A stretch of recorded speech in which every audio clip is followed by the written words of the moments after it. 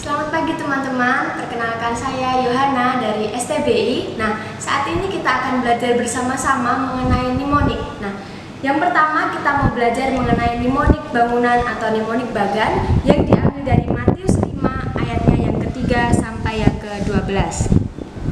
Nah, yang pertama, di dalam kolom pertama bertuliskan berbahagialah orang yang, dan yang di kolom kedua karena mereka. Jadi ada kaitannya dari ayat yang ketiga sampai yang ke-12.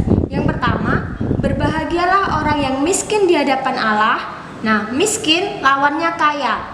Otomatis orang yang miskin dengan orang yang kaya. Nah, orang yang kaya akan memiliki kerajaan surga. Jadi berbahagialah orang yang miskin di hadapan Allah, karena merekalah yang mempunyai kerajaan surga.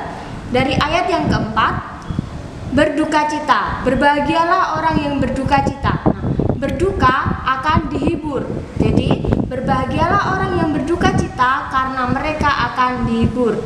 Ayat yang kelima, berbahagialah orang yang lemah lembut karena mereka akan memiliki bumi. Nah, kemudian lanjut ke ayat yang keenam, berbahagialah orang yang lapar dan haus akan kebenaran. Di dalam kata haus ada huruf A, U, dan S. Nah, karena mereka akan dipuaskan. Di dalam kata puas ada huruf A, U, dan S. Jadi, berbahagialah orang yang lapar dan haus akan kebenaran karena mereka akan dipuaskan. Kemudian, di ayat yang ketujuh, berbahagialah orang yang murah hatinya karena mereka akan beroleh kemurahan. Murah hatinya. Di sini ada kata murah dan di kaitannya karena mereka akan beroleh kemurahan.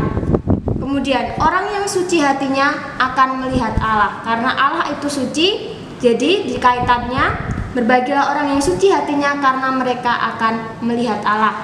Di ayat yang ke-9, berbahagialah orang yang membawa damai karena mereka akan disebut anak Allah.